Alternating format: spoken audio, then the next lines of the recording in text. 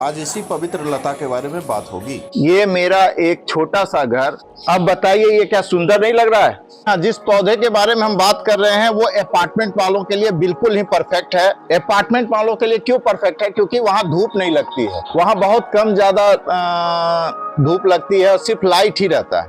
तो उसके लिए ये सबसे परफेक्ट है कि आप हैंगिंग में भी लगा सकते हैं और वॉल में भी लगा सकते हैं और गमले में भी लगा सकते हैं। तो उसके लिए आप अगर मिट्टी ना दें तो वो हल्की हो जाती है और मॉइस्ट भी बना रहता है। जैसे ये देखिए गोबर है, तो ये यहाँ तो मेरा गांव है, तो यहाँ पर मुझे बहुत अच्छा से ये गाय का गोबर हमको सड़ा हुआ मिल गया। आपको वहाँ वर्मी कंपोस्ट वगैरह मिल जाएगा। उसके बाद ये देखिए ये गाय जो चारा खाती है वो है, इसमें आपका भूसा भी है, खाने के लिए हम लोग जो देते हैं वो अनाज भी है, कुछ ग्रीन ग्रास भी काट काट के हम लोग देते हैं, ग्रीन ग्रास। ये एक तरह से ग्रीन खाद। ये आपका चाय पत्ती है तो ये वो लीफ खाद होगी। तो ये तीन का मिश्रण हम बना के आपका यहाँ पे हैंगिंग गार्डन बनाएंगे। तो हैंगिंग गार्डन बनाने के लिए ये तीन परफेक्ट है। लेकिन आपके पास वर्मी कंपोस्ट तो मिल जाएगा, लीफ खाद भी मिल जाएगा आपको अगर नर्सरी में जाइएगा तो। अगर नहीं मिले तो कोकोपीट ले लीजिएगा। और ये जो चाय आप लोग पीते हैं वो चाय को अगर धो के, जैसा ही चाय बना धो दीजिए और उसको सुखा दीजिए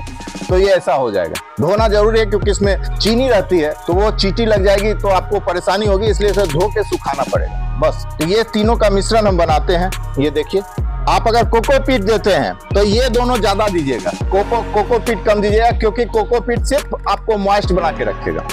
इसमें तो ये तीनों चीज अगर आप दे रहे हैं तो इसमें कोई ज्यादा कम देखने की जरूरत ही नहीं, बस इस तीनों को मिला देना है। आप तो नर्सरी में जाइएगा तो आपको पैकेट में मिलेगा। तो हमारे पास तो जमीन है तो हम ऐसे ही निकाल रहे हैं। भैया मेरे पास परमानेंट हैंगिंग गार्डन है भी नहीं, मैंने किसी तरह जुगाड़ से बनाया है, क्योंकि गांव में हम परमानेंट नहीं रहते हैं। और गमले में जब भी कोई आप फूल लगाए या पौधे लगाइएगा तो उसमें परमानेंट रहना पड़ेगा, उसको पानी देना पड़ेगा। और जमीन में आप अगर 20-25 दिन बाद भी आप आते हैं, 1 महीना बाद भी आते हैं, कभी कभी तो मैं 3-4 महीने बाद भी आया हूं, तो मेरे पौधे वैसे ही हैं जैसे थे। इसलिए मैं इसको लगा के अपने शहर ले जाऊंगा और वहां एक अच्छे अरेंज गमले में उसको डालूंगा। इतना पौधा आपको नहीं मिलेगा, वो एक पौधा मिलेगा, उसी को आप जब बढ़ेगा तो उसको कट करके उसको घना कर दीजिएगा।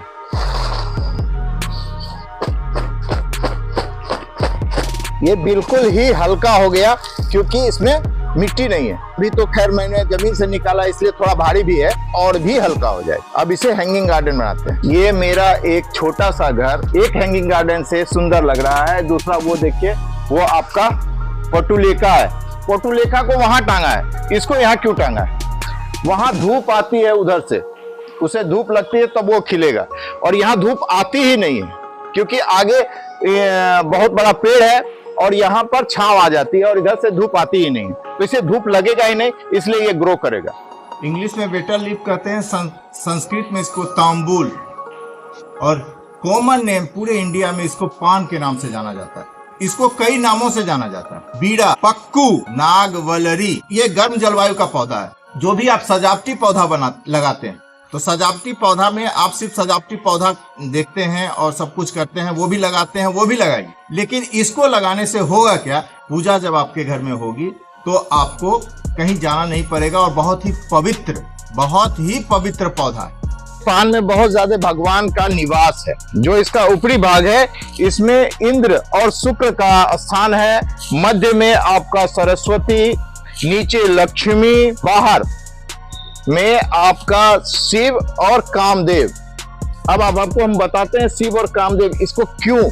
आप अक्सर देखते होंगे कि शादी जब होती है, किसी की शादी होती है तो फर्स्ट नाइट में इसको खिलाया जाता है। अब आप समझ गए होंगे कि इसे क्यों खिलाया जाता है, क्योंकि इसमें कामदेव का भी वास। बाएं में आपका इसका पार्वती और दाएं में भूमि देव, भूमि का जो देव होते हैं उनका भी है। और उसके बाद पूरा जो आपका ये पान है ये सूर्य देव के नाम से जाना जाता है। इसी के लिए कोई भी इधर से गुजरता है तो इसको बहुत ध्यान से रखता है कि किसी भी तरह पांव पान में ना लगे। हिंदू धर्म में इसका इतना महत्व है।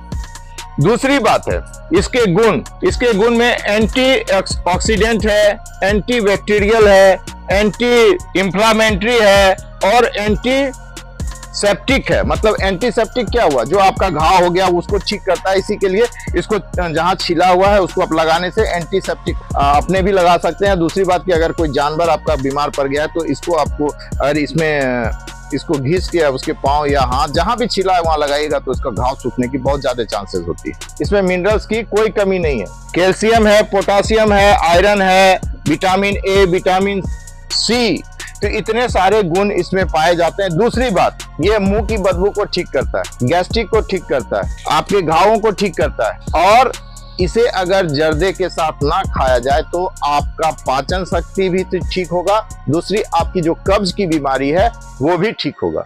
बस इसको आपको पान लेना है, हल्का सा चूना लेना है, कत्था लेना है, अगर जाड़ा का दिन है तो सुपारी लेना है, लौंग या इलायची लेना है। इसलिए आप सौंफ इसमें कभी भी खा सकते हैं। तो ये सब चीज मिला के आप खाइएगा तो ये अमृत है, वरना आपने इसमें तंबाकू दिया तो ये जहर है। इस्लाम में भी इसे स्वाद के लिए, शौक के लिए, कोई भी ओकेजन होता है उनके यहाँ, कोई पान का बीड़ा लोग खाते हैं, खिलाते हैं। हिंदू धर्म में इसका बहुत बड़ा समुद्र मंथन हो रहा था। समुद्र मंथन में जब भगवान धन्वंतरी जब अमृत का कलश लेके निकली तो उसके नीचे से ऐरावत निकला। ऐरावत के खबे में एक लता थी जिसको कि हम लोग देवता ने भी खाया और सूर्य ने भी खाया।